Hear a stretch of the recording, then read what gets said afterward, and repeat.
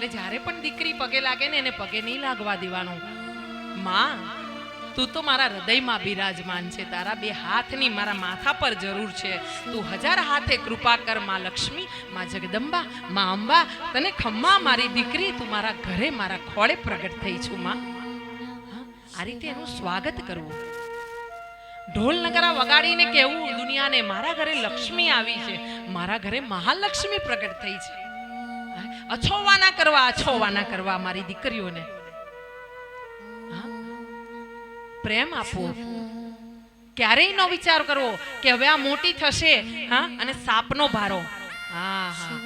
દીકરી તો સાપનો ભારો નથી, એ તો તુલસીનો ક્યારો. જેમ તુલસીનો ક્યારો આંગણામાં હોય ને તો આંગણામાં આવનાર અશુદ્ધિઓને રોકી લે. દીકરી ક્યારેય તમને ભારે નહીં પડે. એ